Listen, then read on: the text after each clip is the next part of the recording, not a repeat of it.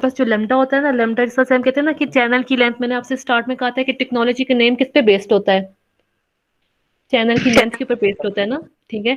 इस तरह से जो हम माइक्रोन्स की टेक्नोलॉजी यूज करते हैं, हम कहते हैं कितनी माइक्रोमीटर टेक्नोलॉजी है, इतनी माइक्रोमीटर टेक्नोलॉजी है, वो हमारे पास इंडस्ट्रियल स्टैंडर्ड्स होते हैं, ठीक है।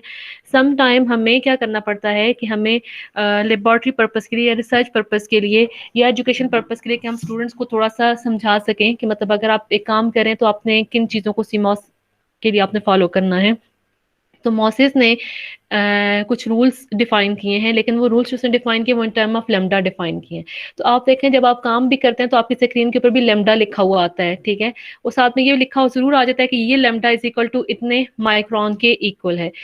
तो बेसिकली हमारे पास लेमडा क्या चीज़ है, लेमडा भी हमारे पास क्या आ जाता है कि 2 ऑफ लेमडा जो है वो चैनल की लेंथ आ जाती है, ठीक है। अब मॉसेस ने जो डिजाइन रूल्स किए, तो उसके मुताबिक अगर आप एन वेल बना रहे हैं, देखें लिखा हुआ है rules of N well as shown in the figure below. अब एन वेल के लिए क्या, एन वेल हम क्यों बनाते हैं, क्योंकि हमने पी पी एफ टीज उसमें डिजाइन करने होते हैं, ठीक है। तो मिनिमम जो विड्थ होगी एन वेल की, उसने कहा वो कितनी होनी चाहिए, 10 लेमडा होना चाहिए। आपको याद हो ना लास्ट टाइम जब हमने माइक्रोविंड पे काम किया था, तो मैंने आपसे कहा था कि हमारे पास बीच में जब हमने डिजाइन चेक रूल लगाए थे तो कुछ एरर आ रहे थे, तो मैंने उन एरर को रिमूव करने के लिए जस्ट ये किया था कि अपना एरिया जरा वाइड कर लिया था, ठीक है। वो क्यों वाइड कर लिया था, क्योंकि मॉसेस के रूल्स पे माइक्रोविंड जो है वो एक एकेडमिक पर्पस के लिए यूज होने वाला सॉफ्टवेयर है, इसलिए वो मॉसेस के रूल्स को फॉलो करता है। अगर कोई और टेक्नोलॉजी के रूल्स हैं भी हमारे पास तो वो ऑलमोस्ट तकरीबन सेम ही रूल्स होते हैं, थोड़ा बहुत उनमें चेंजेस होते हैं विड्थ वगैरह की। तो मॉसेस ये कहता है जो मिनिमम विड्थ है वो कितनी होनी चाहिए, 10 लेमडा होनी चाहिए। तो ये देखिए अगर आप एन वेल बना रहे हैं तो आपकी जो मिनिमम विड्थ है वो कितनी होनी चाहिए, यहाँ से लेके विड्थ हमारे पास ये चीज आ जाती है ना, 10 लेमडा विड्थ होनी चाहिए, ठीक है। वेल एट सेम पोटेंशियल, ठीक है, विथ स्पेसिंग 6 लेमडा। अगर हमारे पास सेम पोटेंशियल पे हम लोग कोई वेल बना रहे हैं, ठीक है, मतलब ये कि मतलब उसे आपने सेम पोटेंशियल देना है, या आपने सेम लाइन पे अपना दूसरा पीएफटी भी डिजाइन करना है, तो दो एनएफटीज के बीच में लेट्स सपोज पैरेलल कनेक्शंस आ जाते हैं। तो अगर हमें एनवेल अलग से डिजाइन करना पड़ गया, तो वो एनवेल जब हम डिजाइन करेंगे तो उस एक एनवेल को दूसरे एनवेल से 6 लेमडा अपार्ट होना चाहिए, ठीक है। वेल एट सेम पोटेंशियल, अगर दोनों के दरमियान सेम पोटेंशियल है, दोनों को आप सेम वोल्टेज दे रहे हैं, तो हमारे पास क्या होना चाहिए, 0 लेमडा हमारे पास उसका डिफरेंस होना चाहिए। अगर हमारे पास डिफरेंट पोटेंशियल दे रहे हैं, वैल्यूज डिफरेंट दे रहे हैं, तो उनके दरमियान 6 लेमडा का डिफरेंस। अगर दोनों सेम पोटेंशियल पे हैं, सेम वोल्टेज लेवल्स दे रहे हैं, तो हमारे पास इन दोनों के दरमियान डिफरेंस कितना होना चाहिए, 0 लेमडा का। Wells of different type spacing, अब समटाइम हमारे पास बाइसीमॉस आ जाता है, सॉरी बाइसीमॉस तो नहीं है, ड्यूल सीमॉस आ जाती है। उसमें हम ये करते हैं कि जब हमने फैब्रिकेशन करनी होती है तो पी एफ के लिए एन वेल बनाते हैं और एन एफ के लिए पी वेल बनाते हैं। इस तरह से अगर आपने कोई इस तरह की टेक्नोलॉजी है जिसमें आपने एन वेल के साथ साथ पी वेल बनाना है ताकि आप उसमें एन एफ बना सकें, इसे बोलते हैं ड्यूल टप टेक्नोलॉजी बोलते हैं, ठीक है। ड्यूल टब इसलिए बोल देते हैं कि यहाँ पे हमने जब एनएफटी बनाना है तो एनएफटी के लिए पी वेल बनाएंगे, और जब हमने पीएफटी बनाना है तो पीएफटी के लिए एन वेल बनाएंगे, ठीक है। तो ड्यूल टब टेक्नोलॉजी में अगर हमें दो वेल बनाने पड़ रहे हैं जो कि दोनों डिफरेंट नेचर के हैं, डिफरेंट टाइप्स के हैं, एक है हमारे पास एन टाइप का है, दूसरा हमारे पास पी टाइप का है, इन दोनों के दरमियान जो मिनिमम डिस्टेंस है वो कितना होना चाहिए, 8 लेमडा का होना चाहिए। अब रूल्स ऑफ एक्टिव एरिया हमारे पास कितने आ जाते हैं, मिनिमम जो विड्थ है हमारे पास वो कितना होना चाहिए, अगर हमारे पास एक्टिव एरिया है, एक्टिव कॉन्टेक्ट्स आ जाते हैं तो उनका हमारे पास कितना है, 3 लेमडा हमारे पास मिनिमम विड्थ होनी चाहिए। ये एक्टिव कॉन्टेक्ट की लेंथ हमारे पास 3 लेमडा है। एक को दूसरे से कितना पार्ट होना चाहिए, 3 लेमडा होना चाहिए। फिर एक एक्टिव रीजन को दूसरे एक्टिव रीजन से, ठीक है। Source and drain active to well, अगर आपने यहाँ पे सोर्स एंड ड्रेन कनेक्शन बनाया हुआ है, एक्टिव रीजन बनाया हुआ है, उसका वेल से डिफरेंस कितना होना चाहिए, 5 लेमडा का डिफरेंस होना चाहिए, ठीक है। अगर ये डिफरेंस नहीं आया तो आपको एरर दे देगा कि आपके मतलब डिजाइन रूल चेक में जब आप लगाएंगे तो आपको एरर दे देगा और आपसे साथ में कहेगा कि यहाँ पे हमारे पास विड्थ कम है, आप उसको थोड़ा सा एक्सटेंड करके 5 लेमडा तक लेके जाए। Substrate and well contact active to well edges, अगर हमारे पास सबस्ट्रेट और वेल के दरमियान में कॉन्टैक्ट आ गया, ठीक है, टू वेल एज, तो हमारे पास उसमें डिफरेंस कितना चाहिए, 3 लेमडा होना चाहिए। सारी बात है, अब सबस्ट्रेट भी है हमारे पास, सबस्ट्रेट के साथ वेल भी है। अगर हमारे पास सबस्ट्रेट और वेल के बीच में मतलब इन दोनों के कॉन्टैक्ट अगर हमने डिफाइन करना है, मतलब आप वेल को भी कोई वैल्यूज दे रहे हैं और सबस्ट्रेट को भी कोई वोल्टेज लेवल दे रहे हैं और आप कॉन्टैक्ट डिफाइन कर रहे हैं, तो वो कॉन्टैक्ट हमारे पास 3 लेमडा का विड्थ का होना चाहिए। इस तरह से हमारे पास जो लेमडा पोली है, मिनिमम विड्थ हमारे पास कितनी है, 2 लेमडा। इसलिए हम कहते हैं कि जो चैनल की लेंथ है वो कौन डिफाइन करता है, पोली बेसिकली डिफाइन करता है ना, ठीक है। जब हमने दो एन सोर्सेस के ऊपर पोली लगा दिया तो जितने एरिया में पोली होगा वही लेंथ हमारे पास क्या होगी, चैनल की लेंथ होगी। इसलिए हम कह सकते हैं कि अगर हमारे पास 0.25 माइक्रोमीटर टेक्नोलॉजी है और अगर आपसे कहा जाए आप इसके लिए लैम्डा निकालें, तो आप 2 lambda is equal to 0.25 micrometer technology लिखेंगे, तो हमारे पास ये क्या आ जाएगा, 2 लैम्डा बेसिकली हमारे पास जितने चैनल की लेंथ है उसके इक्वल आ जाएगा। इन अदर वर्ड्स हम ये कह सकते हैं अगर हमने लैम्डा और माइक्रोन में कन्वर्जन करनी है तो हम लोग नियर अबाउट कन्वर्जन लिख सकते हैं कि 2 lambda is equal to channel की लेंथ जितनी भी है, जितनी माइक्रोमीटर टेक्नोलॉजी आ रही है। अच्छा, अगर हमने पोली लगाना है तो पोली की जो मिनिमम विड्थ है, तो ये देखिए हमारे पास इसकी विड्थ है, तो इस मिनिमम विड्थ को कितना होना चाहिए, 2 लैम्डा होना चाहिए। ठीक है, मिनिमम स्पेसिंग अगर आपने 2 गेट्स लगाए हैं तो 2 गेट्स के बीच में हमारे पास जो डिफरेंस है वो कितना होना चाहिए, वो भी मिनिमम 2 लैम्डा का होना चाहिए। मतलब अगर आप इससे क्लोज करेंगे तो डिजाइन चेक रूल में आपको एरर देगा, अगर आप इससे ज्यादा करेंगे तो आपको एरर तो कोई नहीं देगा, लेकिन ये हो सकता है कि जितना ज्यादा आप एरिया ज्यादा करेंगे तो आपके आरसी रिस्पॉन्सेज क्या हो जाएंगे, उतने ज्यादा आएंगे और आपके डिलेस उतने ज्यादा आएंगे। तो यहाँ पे जितनी भी डिफाइंड क्वांटिटीज है वो मिनिमम डिफाइंड है, मैक्सिमम डिफाइंड नहीं है। ठीक है, तो मिनिमम हमारे पास जो गेट की विड्थ है वो कितनी होनी चाहिए, 2 लैम्डा होनी चाहिए। मिनिमम स्पेसिंग हमारे पास कितनी होनी चाहिए, मतलब 2 गेट्स अगर आपने लगाए हैं तो इन 2 गेट्स के दरमियान में जो डिफरेंस है वो कितना होना चाहिए, 2 लैम्डा का होना चाहिए। मिनिमम गेट एक्सटेंशन हमारे पास क्या होना चाहिए, 2 लैम्डा। अब गेट एक्सटेंशन हमारे पास क्या चीज है कि अगर आपने एक रीजन लगाया है, जाहिर बात है जब हम एनवेल लगाते हैं तो पी क्या करता है, उसको क्रॉस करता है ना, तो पी जो है इस एक्टिव रीजन को कितना क्रॉस करेगा, ये जो रीजन है ना, ये रीजन, इसको हम लोग बोल देते हैं हमारे पास क्या है, गेट एक्सटेंशन है ऑन एक्टिव रीजन। मतलब एनएफटी के ऊपर से जो इतना गेट हमारा बाहर आ रहा है वो मिनिमम कितना आना चाहिए, 2 लैम्डा।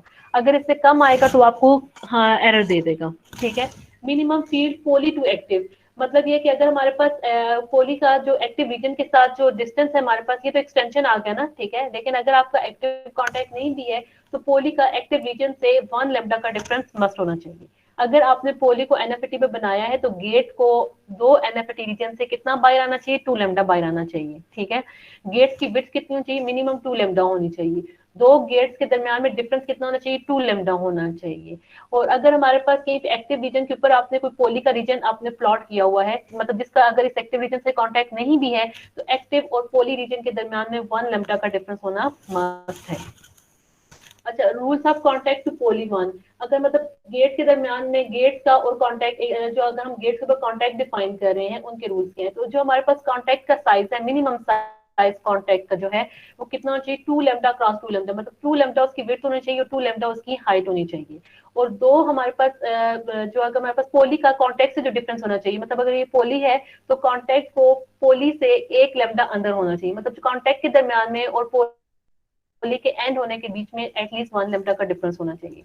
अगर आपने कांटेक्ट थोड़ा सा ऊपर करके डिफाइन कर दिया तो वो आपको एरर देगा। ठीक है, इसलिए पोली रीजन का जो हमारे पास एक्टिव कांटेक्ट के दरमियान मतलब जो बाउंड्री के दरमियान डिफरेंस है वो कितना चाहिए, लेट्स सपोज यहाँ पे बाउंड्री एंड हो रही है तो कांटेक्ट अगर यहाँ पे है तो इन दोनों के बीच में जो डिफरेंस है वो कितना होना चाहिए, 1 लैम्डा का होनी चाहिए।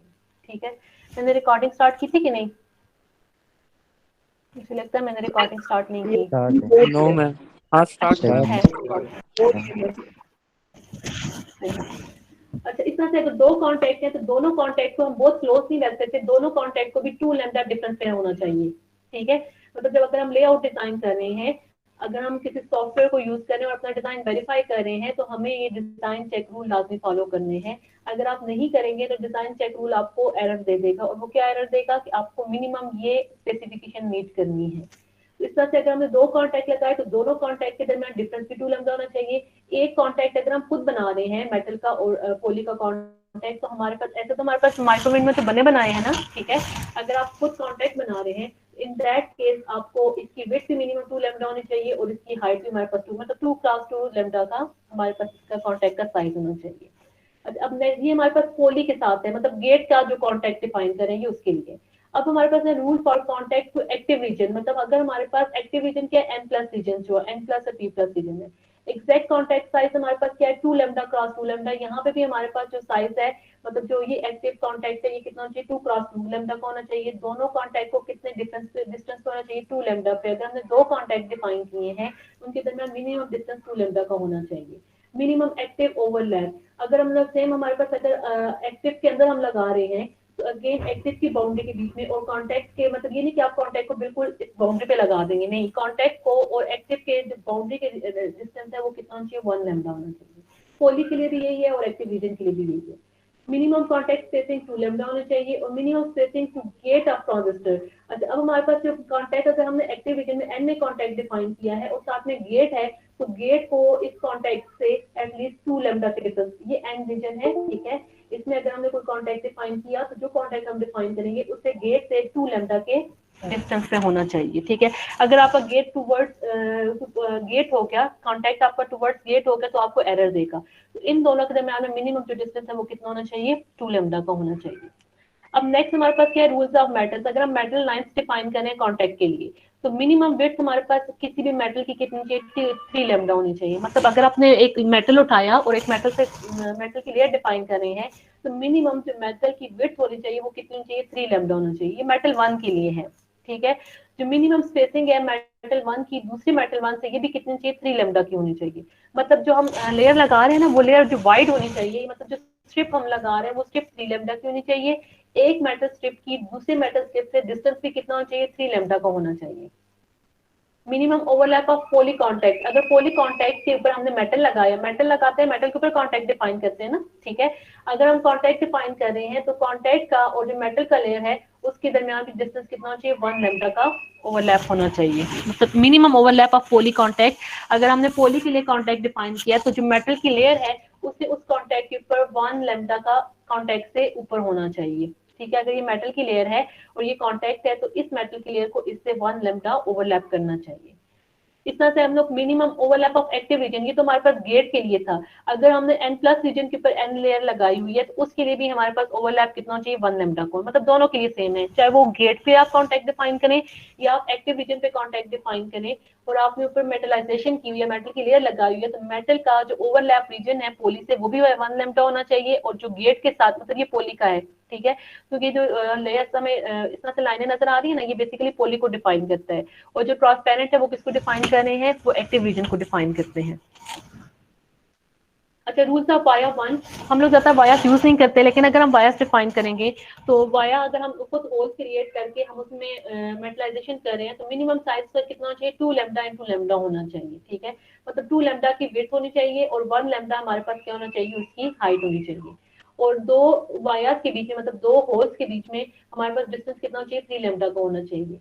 और मिनिमम ओवरलैप बाय मेटल। अगर हम लोग मेटल लगा रहे हैं, ठीक है, मेटल की लेयर लगाई हुई है, तो मेटल से हमारे पास मतलब एक मेटल से इस तरफ भी और एक मेटल से हमारे पास ऊपर की तरफ भी मिनिमम 1 लैम्डा का डिस्टेंस होना चाहिए। अच्छा, इस तरह से अगर मेटल 2 डिफाइन कर रहे हैं, तो मिनिमम साइज मेटल 2 का कितना होना चाहिए, 3 लैम्डा। मतलब विड्थ हमारे पास 3 लैम्डा होना चाहिए। फिर दो मेटल्स के बीच में, मेटल 2 के बीच में जो स्पेसिंग है वो कितनी चाहिए, 4 लैम्डा होनी चाहिए। मेटल 1 का क्या था, मेटल 1 की विड्थ 3 लैम्डा थी लेकिन स्पेसिंग भी 3 लैम्डा थी। और मेटल 2 के लिए क्या है, विड्थ 3 लैम्डा है लेकिन स्पेसिंग कितनी है, 4 लैम्डा की है, ठीक है। अगर इस तरह से हम मेटल 3 लगा रहे हैं, तो मेटल 3 की विड्थ 6 लैम्डा होना चाहिए और स्पेसिंग दो मेटल के बीच में कितनी चाहिए, 4 लैम्डा की होनी चाहिए। ये हमारे पास कुछ बेसिक इसके डिफाइंड रूल थे। अच्छा, अब हमारे पास, चलिए मैं देख लेती हूँ एक दो चीजें अगर इसमें डिफाइंड की है हमारे पास। आपकी जो बुक है ना, उस बुक में बहुत अच्छा उसने एक्सप्लेन किया हुआ है, इस बुक में सारे रूल्स उसने डिफाइन किए हुए हैं। आपके पास कौन सी सैदा स्मिथ की है बुक, कौन सी वाली बुक फॉलो कर रहे हैं आप लोग? आवाज आ रही है मेरी? जी मैम। यस मैम, आ रही है आवाज आपकी। कौन सी बुक आप लोग फॉलो कर रहे हैं? इस बुक में पहले चैप्टर में भी जो है ना हमारे पास सारे रूल्स डिफाइंड हैं। अच्छा, कुछ पता है कि आजकल कौन सी टेक्नोलॉजी इन है वीएलएसआई में?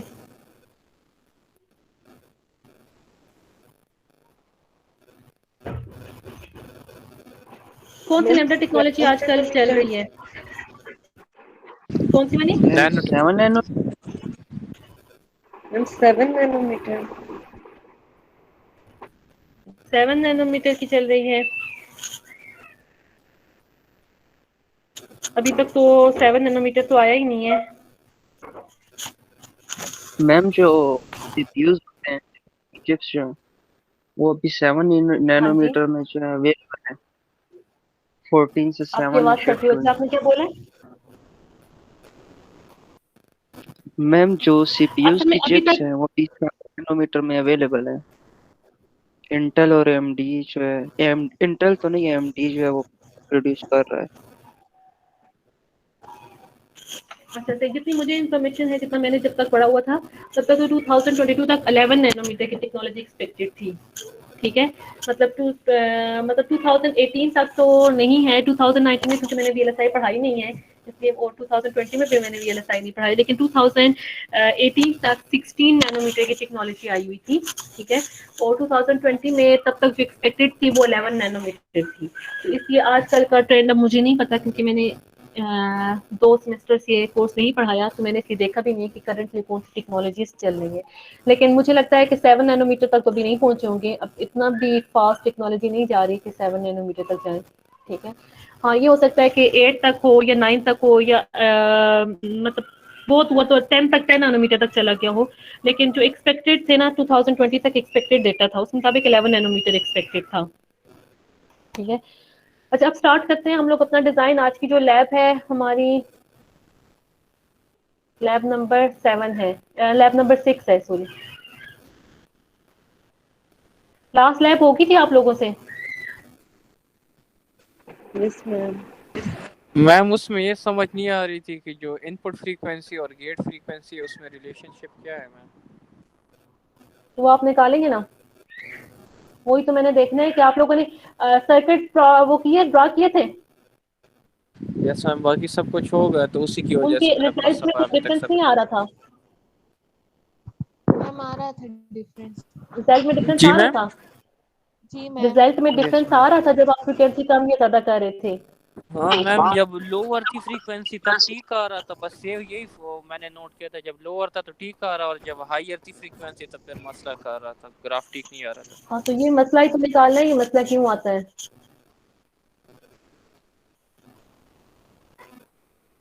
ये तो निकालना था ना आपने, कि अगर आपने ये लो फ्रिक्वेंसी थी तो ठीक था, लेकिन अगर आपकी हाई फ्रिक्वेंसीज है तो ठीक नहीं आता रिजल्ट। क्यों ठीक नहीं आता?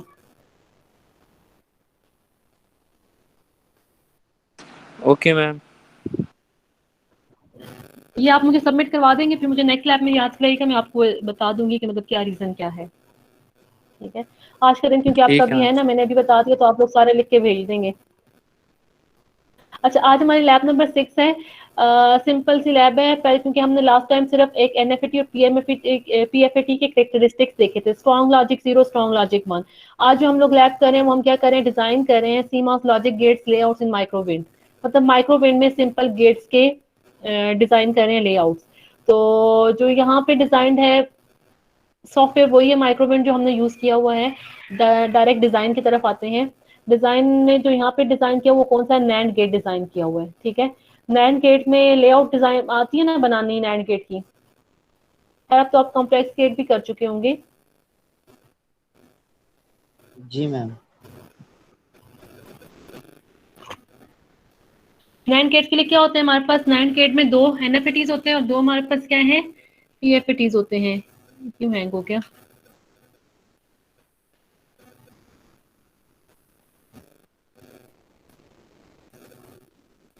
दोबारा से खोल लेते हैं।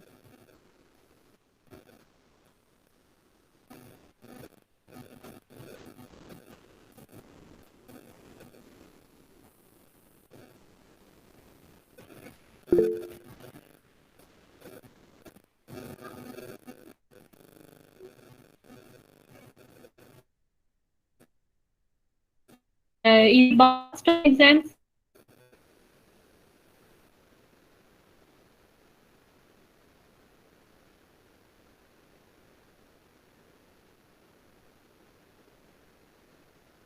और हमारे पास क्या हो जाता है, 2 पीएफटीज किस में आ जाते हैं, पैरेलल में आ जाते हैं। और पीएफटी को हम लोग क्या दे देते हैं, वीडीडी दे देते हैं। और इन दोनों के ड्रेन से हम लोग क्या ले लेते हैं, आउटपुट ले लेते हैं। दूसरे को सोर्स को हम लोग क्या कर लेते हैं, ग्राउंड। अगर इसी का हम लोग लेआउट बनाएं तो लेआउट हम कैसे बनाते हैं कि हमारे पास क्या हो कि 2 गेट्स बन गए, 2 इनपुट्स का है, ज़्यादा का भी बन सकता है। ये हमारे पास क्या हो कि 2 गेट्स आ गए। ठीक है, मैम अब आपकी इन 2 साइड से गेट्स में कुछ हमने क्योंकि रोशनी ऊपर आ रही है। पीएफटी बनाना है। सबको आ रही है कि आपको आ रही है सिर्फ? वो मैम मैम माइक का शोर आपके आ रहा माइक से आ रही थी। अभी अभी ठीक हुई है? अब ठीक है मैम। हाँ अभी यस मैम, बेहतर अब है, ठीक हो क्लियर है। गया। नहीं, वो माइक मेरा शायद दूर पड़ा हुआ था इसलिए। ठीक है। अच्छा, ये हमारे पास क्या आ गया, एनवेल आ गया। ठीक है, क्योंकि हमने दो पीएफएटीज बनाने हैं। ये हमारे पास क्या आ गए, दो एनएफएटीज आ गए, क्योंकि हमारे पास दोनों रीजन शेयर्ड है तो हमने शेयर्ड कर दिए। और ये हमारे पास क्या हो गया, दूसरे गेट का एनएफएटी। अब हमने एक एनएफएटी को क्या दे देना है, ग्राउंड दे देना है। ठीक है। अच्छा, अब जहाँ पे ये दोनों के दरमियान तो सीरीज का कनेक्शन है, इनको हमने कुछ भी नहीं करना, ये ऑलरेडी शेयर्ड है। अच्छा, अब यहाँ पे भी एक पीएफएटी आ गया, और ये दोनों पीएफएटीज पे हमारे पास किसमें है, शेयर्ड रीजन हो गए। और ये हमारे पास सेकंड पीएफएटी हो गया। एक पीएफएटी को हमने क्या दे देना है, वीडीडी दे देना है। ठीक है। और दो पीएफएटी हमारे पास किसमें, क्योंकि पैरेलल में है ना हमारे पास। ठीक है, दोनों के पैरेलल कनेक्शन से हमने क्या हो गया, एक मिनट, दोनों पीएफटी में जो वीडीडी है, क्योंकि दोनों को मिल रहा है तो इसलिए हमने इन दोनों एंड को क्या दे दिया, वीडीडी दे दिया। इन दोनों के जहाँ पे शेयर्ड रीजन है वहां से, और जो यहाँ पे एक एनएफटी है यहाँ से रीजन उठाया और इसको हमने क्या दे दिया, आउटपुट का नाम दे दिया। इसी तरह से आएगा ना, मतलब पहले दो गेट्स बनाने हैं, फिर हमने दोनों एनएफटी को सीरीज में लगाने के लिए उनके दरमियान में क्या करना है, रीजन शेड करना है। फिर एक एनएफटी को हमने क्या दे दिया, ग्राउंड दे दिया। दूसरे एनएफटी से हमने क्या उठा लिया, ड्रेन टर्मिनल से आउटपुट उठा लिया। और यहाँ से क्योंकि दोनों पैरेलल में है, तो पैरेलल में क्योंकि दोनों हमारे पास क्या थे, पैरेलल में दोनों पीएफटीज के जो शेयर रीजन से वहां से हम लोग आउटपुट उठा रहे थे, तो यहाँ से भी हमने आउटपुट उठाया। और ये जो दोनों के सोर्सेज हैं उन दोनों को हमने क्या दे दिया, वीडीडी। तो यहाँ पे देखें, इसका सोर्स और इसका सोर्स, इन दोनों को हमने दे दिया वीडीडी। और यहाँ पे ये दोनों शेयर्ड है, यहाँ से ये वाला जो टर्मिनल है इसको हमने क्या दे दिया, आउटपुट। और दूसरी तरफ हमारे पास जब आउटपुट ले रहे हैं तो दूसरी तरफ हमारे पास आउटपुट के लिए क्या है, सिर्फ एक एनएफटी लगा हुआ है, और एक एनएफटी का जो दूसरा रीजन है ये दोनों हमारे पास क्या है, शेयर्ड है। मतलब ये जो शेयर्ड रीजन है ये हमारे पास ये रीजन आ गया। जो इस एनएफटी का ये वाला रीजन है, आउटपुट पे हमने दे दिया, तो ये यहाँ से हमने टर्मिनल उठा के आउटपुट पे दे दिया। जो सेकंड एनएफटी का सोर्स है उसको हमने क्या दे दिया, ग्राउंड दे दिया। तो यहाँ पे हमने सेकंड एनएफटी को क्या दे दिया, ग्राउंड दे दिया। अब यही चीज हम लोग प्लॉट करते हैं माइक्रोवेव में। सर्किट में देख लेते हैं कि जो हमने सर्किट मैनुअल में बनाया क्या यही है कि नहीं है। तो यहाँ पे देखें, जो डॉटेड लाइंस है ये क्या शो करेंगे, हमारे पास शो कर रही है एनवेल शो कर रही है। ठीक है। अब हमने क्या कर दिया, इन दोनों के जो ये टर्मिनल है, सोर्स टर्मिनल है हमारे पास। ठीक है, इनको हमने क्या दे दिया, वीडीडी। इन दोनों के जो ड्रेन टर्मिनल है यहाँ से हमने क्या उठा लिया, आउटपुट उठा लिया। यहाँ से एक एनएफटी का हमने क्या उठा लिया, आउटपुट उठा लिया। और यहाँ पे ये दोनों, अब इन्होंने शेयर नहीं किया हुआ, ठीक है, तो इसलिए शेड ना करने की वजह से इन्होंने यहाँ पे एक कॉन्टैक्ट डिफाइन किया। अगर हम लोग शेड बना देंगे तो हमें यहाँ पे कॉन्टैक्ट डिफाइन करने की जरूरत नहीं है। और दूसरे एनएफटी को हमने क्या, इन्होंने क्या दे दिया, ग्राउंड दे दिया। सेम इन्होंने यहाँ पे किया हुआ है, क्योंकि ये पैरेलल में थे, हम इनका शेड रीजन उठा लेते तो हमारे पास शेयर करने से क्या फायदा मिलता है हमें, मैम कॉन्टेक्ट्स ना देने पड़ते हैं। कॉन्टेक्ट भी, और दूसरा ये कि एरिया मिनिमाइजेशन भी हो जाती है। ठीक है, बजाय से कि हम इसके लिए दो रीजन डिफाइन करें, हम इन दोनों के लिए एक रीजन भी डिफाइन कर सकते हैं। ठीक है, मतलब जारी बात है, अगर हमने इन दोनों को शेयर करवा दिया तो अगर हमने यहाँ पे सिग्नल दिया तो यहाँ से सिग्नल यहाँ पे आएगा, जो यहाँ पे आएगा वो इसके सोर्स पे ऑटोमेटिकली चला जाएगा। ठीक है, तो हमारे पास एरिया मिनिमाइजेशन के हम एक सोर्स और ड्रेन अलग से डिफाइन करें तो हम एक ही रीजन डिफाइन कर लेते हैं जो इसके लिए एज अ ड्रेन काम करेगा और इसके लिए एज अ सोर्स काम करेगा। हम शेयर रीजन पे ही काम करते हैं। ठीक है। अच्छा, उसके बाद हमने इन दोनों को मतलब जो पीएफएटी है उसको दे दिया वीडीडी, जो एनएफएटी है उसको दे दिया ग्राउंड। ये टर्मिनल उठाया, इन दोनों के पैरेलल टर्मिनल उठाया, इसको दे दिया आउटपुट। अब हम जो गेट पे सिग्नल दे रहे हैं ए और बी इनपुट, तो यहाँ पे भी हमने एक क्लॉक सिग्नल दे दिया, यहाँ पे भी हमने एक क्लॉक सिग्नल दे दिया। ठीक है, अब वो क्लॉक सिग्नल की हम फ्रिक्वेंसी सेम रखेंगे तो फिर हम देखेंगे क्या रिजल्ट आते हैं। अगर हम डिफरेंट रखते हैं तो फिर भी हम देखते हैं कि ये as a NAND gate behave करता है कि नहीं करता। तो स्टार्ट करते हैं अपना माइक्रोवेव से। मैम ये जो डबल कॉन्टेक्ट्स है, 4 कॉन्टेक्ट्स लगाए हैं, ये डबल डबल क्यों लगाए हैं मैम? ये सिंगल सिंगल भी तो ये लगा मैंने सकते हैं स्कीमेटिक, ना। हाँ जी, ये सिंगल ही लगाने हैं। डबल जो है इन्होंने क्या किया हुआ है, मतलब मैंने क्योंकि स्कीमेटिक उठाई हुई थी तो उसमें स्कीमेटिक उन्होंने डबल बनाया, अदरवाइज हमारे पास सिंगल कॉन्टैक्ट से भी डिफाइन हो सकते हैं। ये सिर्फ ये डिफाइन करें कि दो शेयर्ड रीजन यस। है और फिर उन्होंने एक आउटपुट के लिए भी डिफाइन कर दिया, उसमें कोई फर्क नहीं पड़ेगा, हम सिंगल से भी काम चला सकते हैं क्योंकि दोनों सेम पोटेंशियल पे है ना। मेरा पीसी स्लो जा रहा है, यस मैम। शायद मैंने कैम्टेशिया ऑन किया हुआ है।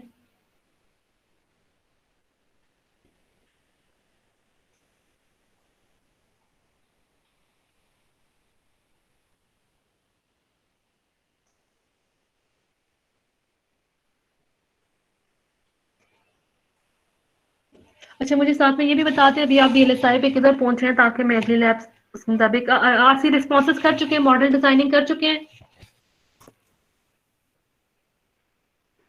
मैम हम लोग एनर्जी बैंड पे हैं। आज फंड लेवल्स वगैरह और वो यस मैम थ्रेशोल्ड वो पढ़े वोल्टेज। हैं। अच्छा, threshold yes voltage ma'am. Calculation वाले पे है ना? सही। Yes ma'am.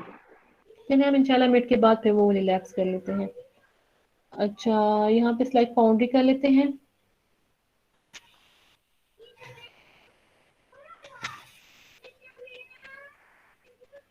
अच्छा, क्या कर लेते हैं? अच्छा, यहाँ पे देखें, इसको मैं अगर थोड़ा सा जूम भी कर दूं, भी तो होगा नहीं। अच्छा, यहाँ पे देखिए 5 lambda is equal to 0.625 something लिखा हुआ होगा, ठीक है। तो यहाँ से आप निकाल सकते हैं कि 2 लैम्डा को किसके इक्वल आना चाहिए, 2 लैम्डा को 0.25 माइक्रोमीटर टेक्नोलॉजी 025 टेक्नोलॉजी के इक्वल आना चाहिए। तो इसका मतलब ये हो गया कि जो एक हमारे पास डिस्टेंस है, मतलब इन दो स्क्वायर के बीच में, ये बेसिकली किसके इक्वल है, 5 लैम्डा या 0.3। अब मुझे यहाँ पे खुद भी नजर नहीं आ रहा, क्या है, 0.625 माइक्रोमीटर है, 0.625। ठीक है। तो इसलिए आप रिलेशन यहाँ से लैम्डा का और माइक्रोमीटर का रिलेशन भी निकाल दें कि मतलब 2 lambda is equal to 025 micrometer कर दें, ठीक है। और उसके बाद देखें कि 5 लैम्डा इसी के इक्वल आता है कि नहीं आता।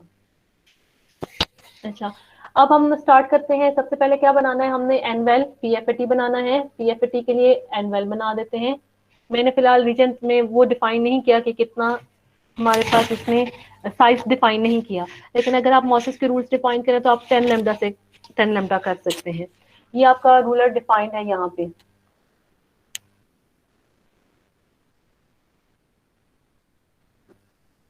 मेरा लेयर सिलेक्टेड थी।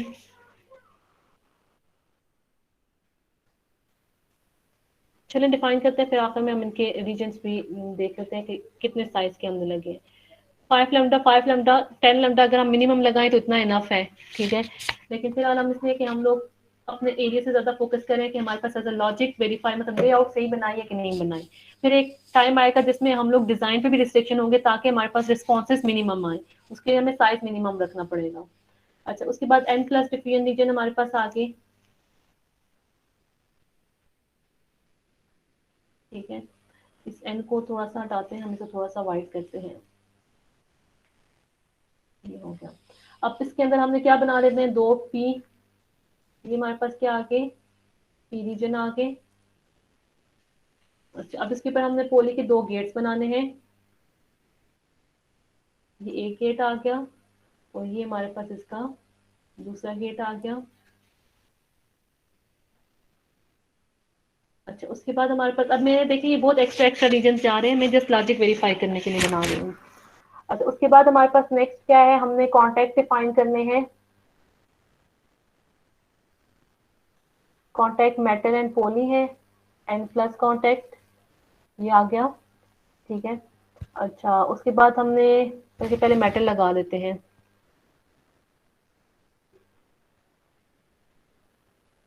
मेटल 1,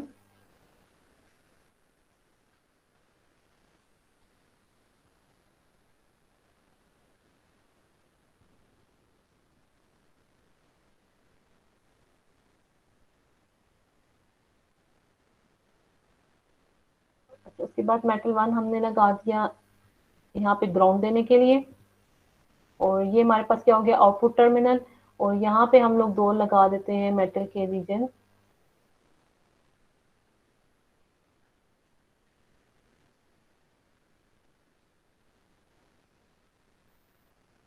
ठीक है, हो जाएगा, VDD के लिए हो गया। अब देखने में लेआउट हमारी कंप्लीट है, लेकिन पहले इन्हें सिग्नल असाइन कर देते हैं। ये हम लोग दे देते हैं ए को, इसको हम नाम दे देते हैं कि हमारे पास क्या है, इनपुट ए है। ये इनपुट 1 बोल दें, इनपुट 1 को थोड़ा सा स्लो कर देते हैं। अच्छा, अब इस तरह से हम लोग यहाँ पे दे देते हैं इनपुट 2।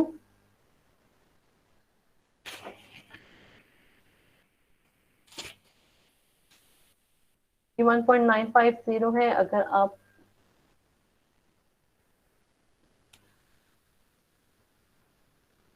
ये साइन कर दिया इनपुट 2, ये मैंने साथ में चलो डिलीट नहीं किया। अच्छा, उसके बाद हम दे देते हैं एक VDD जो कि इन दोनों को मिल गया। अच्छा, एक VDD हम लोग डिफाइन कर देते हैं nval को। आप चाहे तो इस nval का कांटेक्ट इसके साथ भी कर सकते हैं, इसको अलग से दे दे, इसको अलग से भी दे सकते हैं। अच्छा, उसके बाद हमने दे देना है ग्राउंड, ये डिफाइन कर दिया। लेकिन अभी हमने कांटेक्ट डिफाइन नहीं किए। एक हमें कांटेक्ट डिफाइन करना है n का, ये जो कि n का और मेटल का हो गया। ये देखिए कांटेक्ट n और मेटल का दूसरा हमने डिफाइन कर दिया यहाँ पे। एक हमें डिफाइन करना है कांटेक्ट p का और मेटल का, तो एक हमने डिफाइन कर दिया यहाँ पे, और एक हमने डिफाइन कर दिया यहाँ पे, और एक हमने डिफाइन कर दिया p का और इसका यहाँ पे। अच्छा, अब इसके बाद डिजाइन रूल चेक कर लेते हैं। अब देखिए मैंने आपसे कहा था कि हमारे पास क्या है कि मेटल का इस रीजन से उसने कहा है कि ये हमारे पास जो extra well surrounding is less than 6 lambda, ठीक है। उसने कहा अब हर एक अपना क्योंकि रूल डिफाइन करता है वो मॉसिस के स्टैंडर्ड रूल से, लेकिन इसने हमें कहा है कि मिनिमम हमारे पास जो एक्स्ट्रा एनुअल सराउंडिंग है इज लेस देन 6 लैम्डा, कि 6 लैम्डा को फॉलो कर रहा है। इसलिए आपने इसको थोड़ा सा ऊपर लेके जाना है कि हमारे पास लैम्डा क्या हो जाए, थोड़ा सा ज्यादा हो जाए 6 लैम्डा से। अच्छा, उसके बाद हम लोग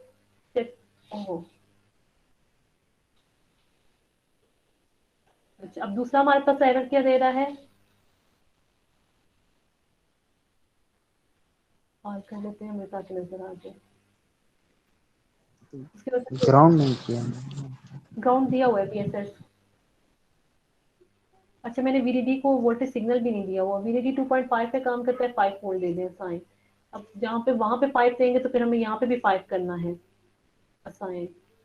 अच्छा, अब इसको हमने क्या दिया हुआ है, VSS को 0 दिया हुआ है, add 0 text location.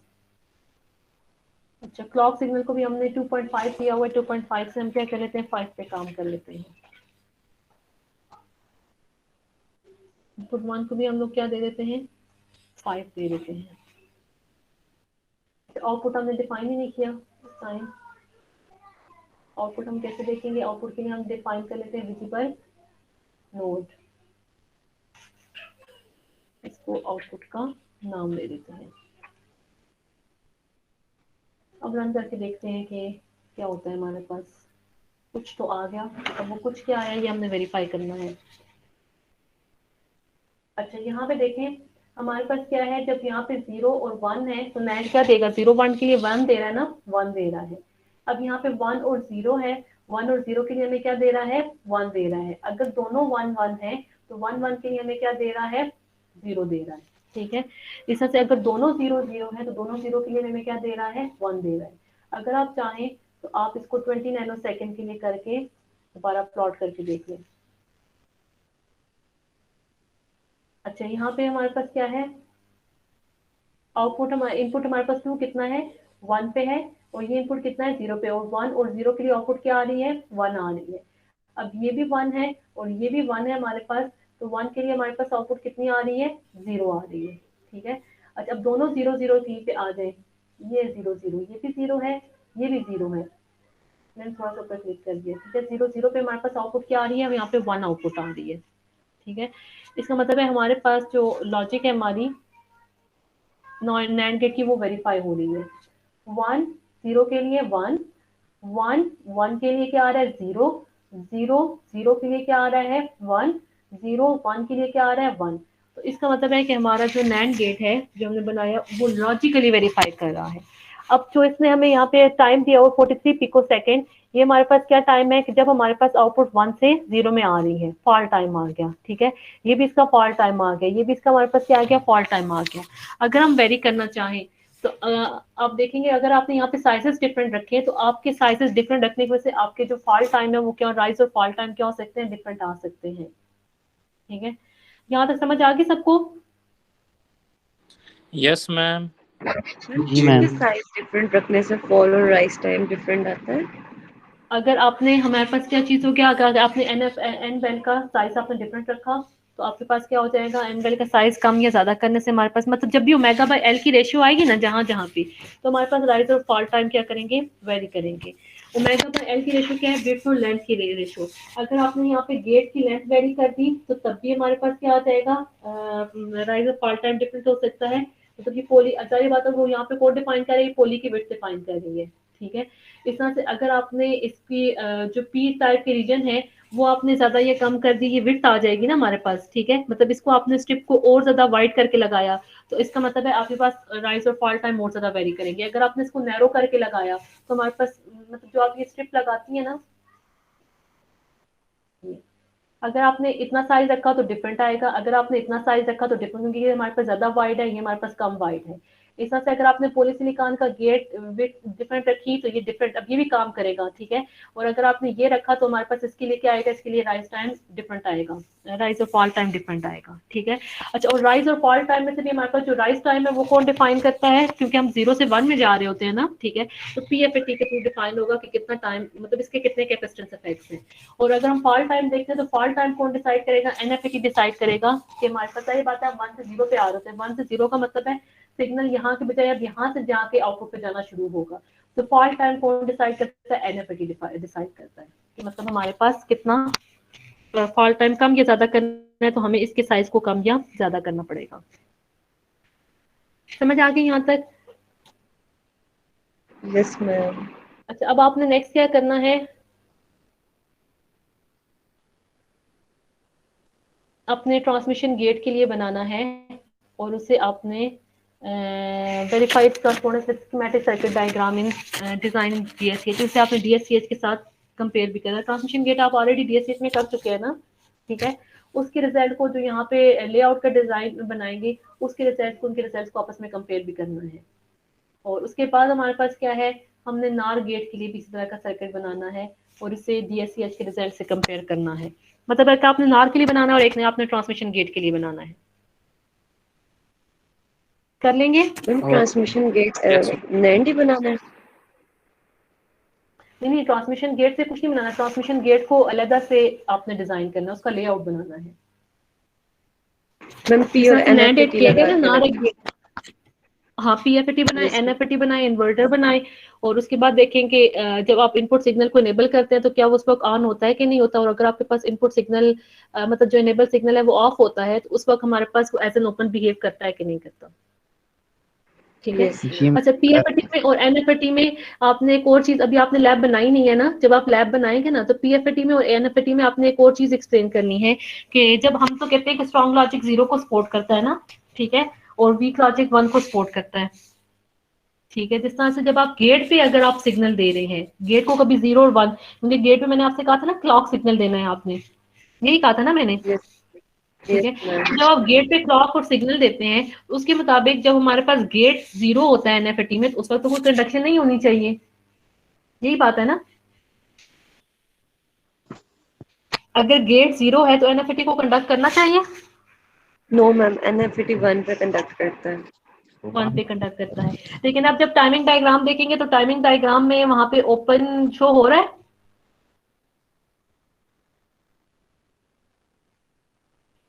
No ma'am. नहीं। तो आपने मुझे ये भी बताना है क्यों नहीं हो रहा, ठीक है। अगर वो रिजल्ट दे रहा है तो वो रिजल्ट क्यों दे रहा है, हालांकि उसको आप तो उससे ये कह रहे हैं कि उसको तो ओपन होना चाहिए। जब आप गेट 0 रख रहे हैं एनएफईटी को तो कंडक्ट ही नहीं करना चाहिए, उस वक्त उसको ओपन होना चाहिए। लेकिन ओपन तो नहीं, आप जब प्लॉट करते हैं तो उस वक्त आपके पास प्रॉपर एक वेव फॉर्म आती है। तो आपने मुझे ये रिजल्ट भी देना है कि हमारे पास अगर गेट 0 है तो इन दैट केस हमारे पास तब फिर क्यों हमारे पास आ रहा है रिजल्ट के, जबकि आने नहीं चाहिए, ओपन होना चाहिए। तो आपने ये रीजन भी लिखनी है। कोई बात है, जितने अच्छे रिजल्ट एक्सप्लेन करेंगे उससे ज्यादा नंबर मिलेंगे, ओके मैम। ठीक है। ठीक है मैम, इंशाल्लाह। आज की लैब तो फिर छोटी सी की खत्म हो गई, बाकी काम आप लोगों को क्या करने का है। मैम इसका सबमिशन टाइम थोड़ा ज़्यादा देना। इसका सबमिशन टाइम ही तो बहुत छोटी है बच्चे, अभी आप बैठे हैं 10 मिनट में बाकी आपका लेआउट। बाकी चीजें भी असाइन हुई है बाकी सब्जेक्ट में बहुत, इसलिए ज्यादा टाइम थी आपके पास। बस ईद के बाद सबमिट करवा दें, मैं तब तक मुझे टाइम भी मिल जाएगा अगले वीक में बैठ के आपकी लैब रिपोर्ट चेक कर लूँ। ठीक है ना। आप लोग मुझे ईद के बाद जज़ाकल्लाह। सबमिट करवा दीजिएगा। ईद के बाद क्या दिन आ रहा है, क्या क्या डेट आ रही है? लेकिन ईद के बाद तो आपके पेपर्स हैं, हाँ मैम 17 मई से एग्जाम है। तो कब खत्म हो रहे हैं एग्जाम? एक हफ्ता ही होता है एग्जाम। नहीं मतलब फ्राइडे जब आपको होगा, फ्राइडे को पेपर तो नहीं होगा ना? जिस दिन पेपर खत्म होना उससे अगले दिन मुझे सबमिट करवा दें, मुझे कैलेंडर ढूंढना पड़ेगा। मैम मैम फ्राइडे को 24 लास्ट मैम डेट 24 है। को करवा दो। अच्छा मैं देख लेती हूँ, आप लोगों को डेट भी बता देती हूँ। आप लोगों के एग्जाम्स कब आ रहे हैं? 18 मई से आ रहे हैं? नहीं 17 मई से हो रहे हैं ना एग्जाम? जी यस मैम। मैम 17 में से। अच्छा तो आप इस सबसे करें, मुझे 22 को सबमिट, 23 को सबमिट करवा दें। यस मैम 23 को संडे करा आ रहा है ना, दें। 23 को यस संडे आ रहा मैम। है, मुझे 23 को सही सबमिट है। करवा दें। ठीक है, मैं अभी इसको असाइन भी कर देती हूँ, आप मुझे 23 को सबमिट करवा दें।